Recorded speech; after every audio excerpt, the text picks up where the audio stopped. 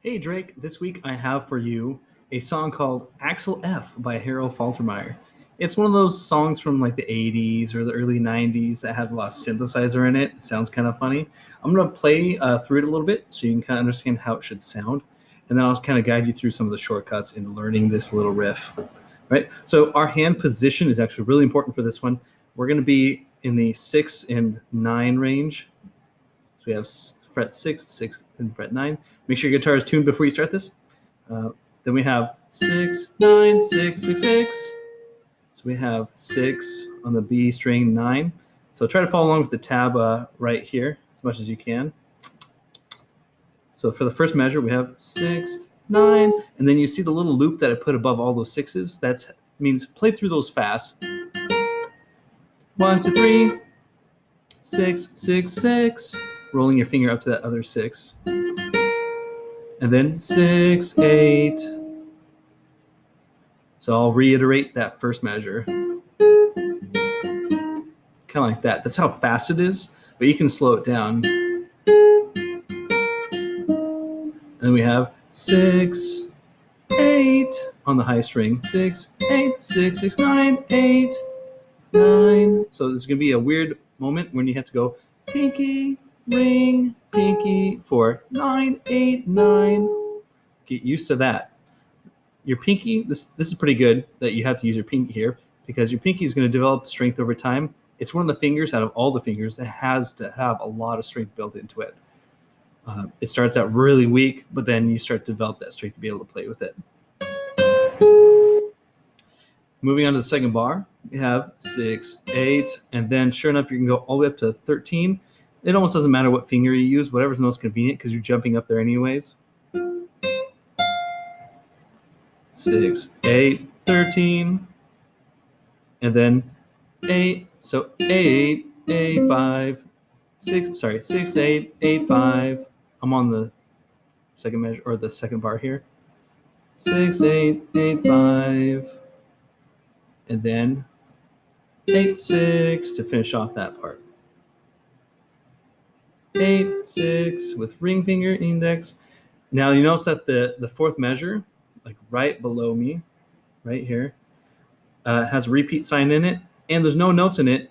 It's because you kind of, that last note, that last 6 that you play kind of is held for quite a while. It's held for an entire measure. And then you repeat this whole riff.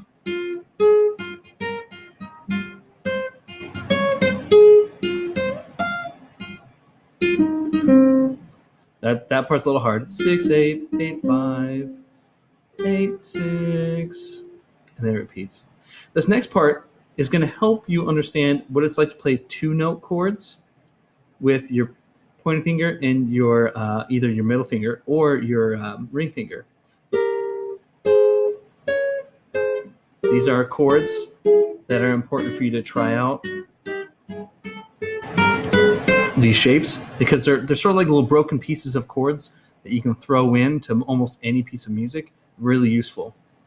So for this, we have 8 and 10. That's up here. And it's, if you listen to the song, you can always YouTube the song, but it goes like that. 1, 2, 1, 2. So we have 8, 10, 8, 10, 8, 10, 11, 11. We're on the third bar here. So what I'm doing is I'm using my pointer finger and my ring finger. And then I'll go up and I'll use 2 fingers for 11 and 11. Sorry. And then when it goes down to 10, 11, I'll let go of one of those fingers to have one behind it.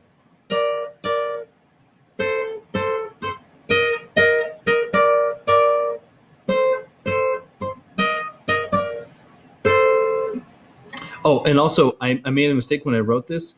If you look at, oh, nice, you can see it.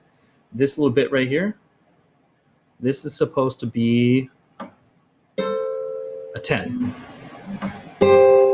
If you actually play that 8, because you look at it in the picture that I attached, and you actually play that, it'll still sound okay. It just won't sound as good. See, it won't sound as good. It's supposed to be a 10 like the other 8 and 10 shapes. All right, so that was the second measure of this third bar. Let me play the second measure again, the 8.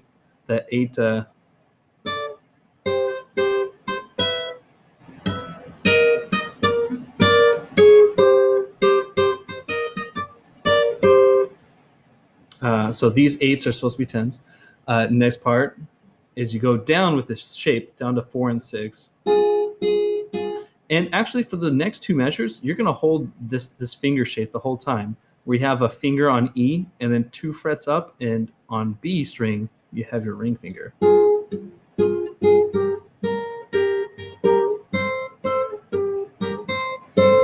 You're going to hold that shape the whole time, which is super useful. That's why these shapes are very useful, because they're very versatile.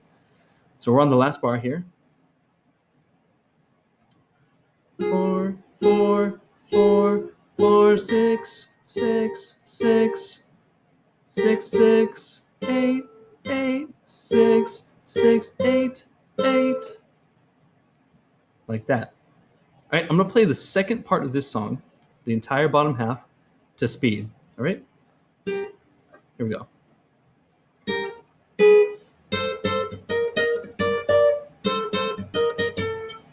All right, let me try that again.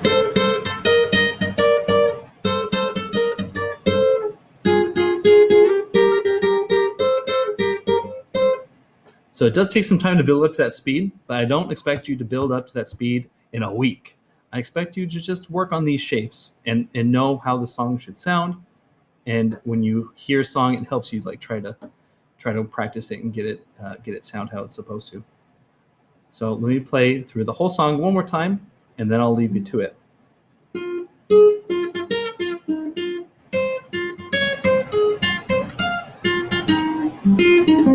So it's dun dun dun dun dun dun dun. Don't forget this part repeats.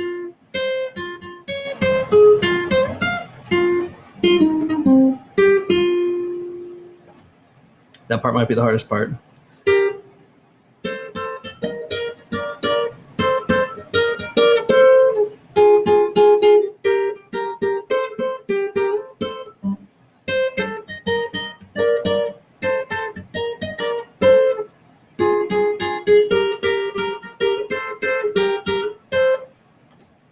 And that is Axel F by Harold Faltermeyer. I will point out this song is a bit of a meme because you can find it in, what was that movie called? Aliens versus Monsters? It was a funny DreamWorks movie that had aliens come to the planet, and then this human tries to communicate with them by playing this on the keyboard. It's really hilarious. All right, so practice this one 4 times a day. I know it seems like a lot, but once you get the hang of it, you'll start to blow through it. And I think that'll give you, I don't know, about 15 minutes or 20 minutes worth of practice. Got a lot of time on our hands. I'm hoping that you guys are safe and healthy, and I'll see you next week.